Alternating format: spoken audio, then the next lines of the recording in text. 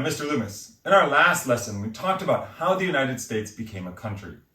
But at that time, there were only 13 states, and they were all in a line along the Atlantic Ocean. Today, we'll learn about how the country grew as white Americans moved west until they reached the Pacific Ocean.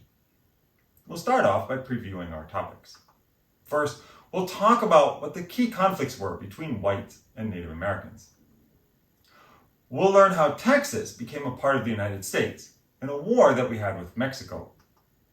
In addition to talking about the various people who moved west, we'll be learning about the last of the wars with the Native Americans in the Great Plains. Let's get started by talking about how things got started early in the 1800s, after the United States had just become a country. Our story starts in 1803 with Thomas Jefferson, who, after writing the Declaration of Independence, had become our third president. Jefferson decided to buy Louisiana from France in 1803. The land he bought was much larger than the state of Louisiana that is on maps today. Actually, Jefferson doubled the size of the country.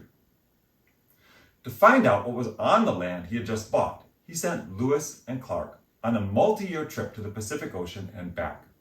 Their Corps of Discovery was supposed to map the land, study the animals and plants, and make friends with the Native Americans. They were helped by Sacagawea, a young mother who helped translate along the way.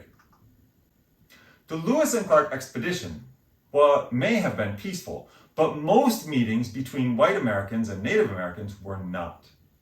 Natives have been fighting for 60 years to try to keep their land, and they mostly were losing. They had fought in the 7 Years' War, the Revolution, and during the War of 1812. Between the Revolution and the War of 1812, Tecumseh and his brother, the prophet, Tenskwatawa, had tried to get the tribes along the Mississippi River to work together to form a wall against whites who were moving into their land.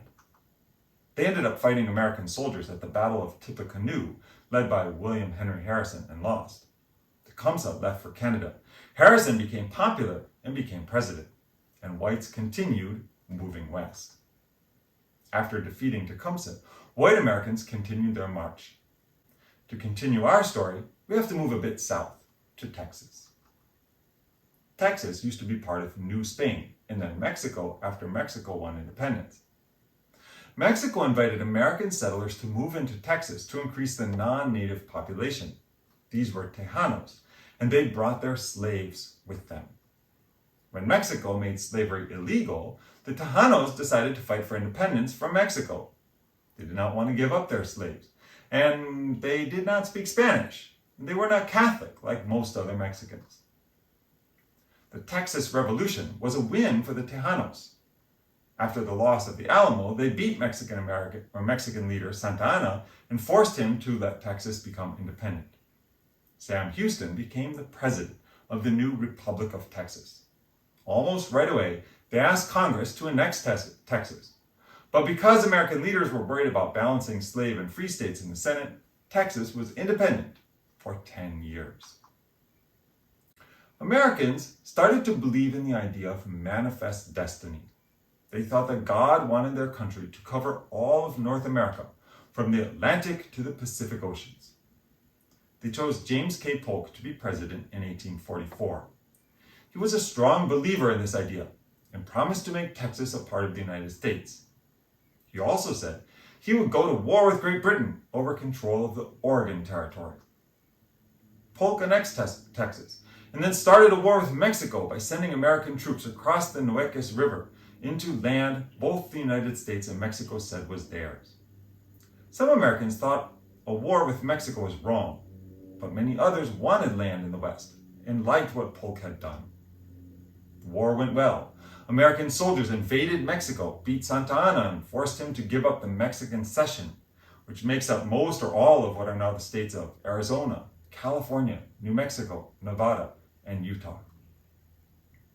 The Mexican-American War led to some important changes. Zachary Taylor was a hero of the Mexican-American War and became president. The young officers in the war later led the armies of the Civil War. Arguments about letting slavery into the new lands helped lead to the Civil War. The story of westward expansion can feel like a celebration of the United States as it grew, But we should not forget that along with Mexicans, the lands whites were moving into were the homes of millions of Native Americans. We'll finish today by describing the last of the fights those Native Americans had to save their land and their way of life. As white farmers or homesteaders moved into the Great Plains, they met the last of the free Native American tribes. Some tribes moved without fighting. The government promised land and money in the First Treaty of Fort Laramie. But in the late 1800s, the Army fought wars with the tribes that did not want to move.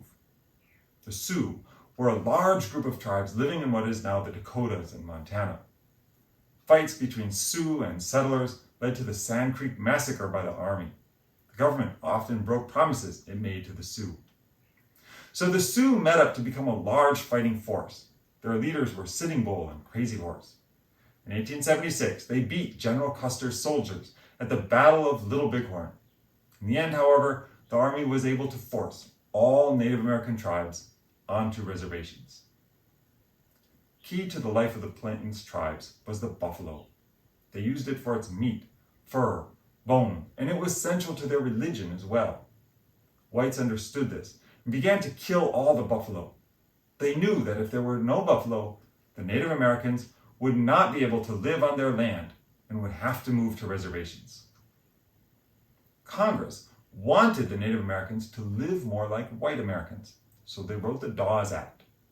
This law split up Native American land into small parts so that individuals owned their own land instead of having all Native Americans share the land. Most of the time, the land given to the Native Americans for reservations was not good for farming, and these nomads turned farmers could not grow enough food. They needed the government for food. Depression and alcoholism grew. The government was able to destroy the old Native way of life. The final fight of the Indian Wars was at Wounded Knee. A new religious movement had become popular with Native Americans in the West. It's said that if they joined in a ghost dance, the whites would disappear and the buffalo would return. A group of mostly women, children, and old men who did the ghost dance were killed by the Army in 1890. In the years that followed, boarding schools were opened where Native children were taught English and white culture. The Carlisle Indian School was the most famous of these. It was not until the 1940s that this process of forced Americanization ended. Let's finish by reviewing the big ideas from today's lesson. In all their interactions with whites, the main goal Native Americans had was to protect their land. Americans who moved into Texas initiated a war with Mexico, war for independence from Mexico, and later, President Polk launched a war against Mexico that resulted in Mexico giving up half its land to the United States. There were many groups of people who moved west, including mountain men, miners, ranchers, and farmers. The last fights between whites and Native Americans were in the late 1800s on the Great Plains. In the end, the Army won and forced them to move to reservations, and the government worked to destroy Native culture. I have mixed feelings about the story of westward expansion. It seems like a happy, sad, heroic, or terrible story, depending on whose point of view you look at it from. In our next lesson, we'll be covering another challenging subject, slavery and the Civil War, when Americans from the North and South fought one another. I'll see you then.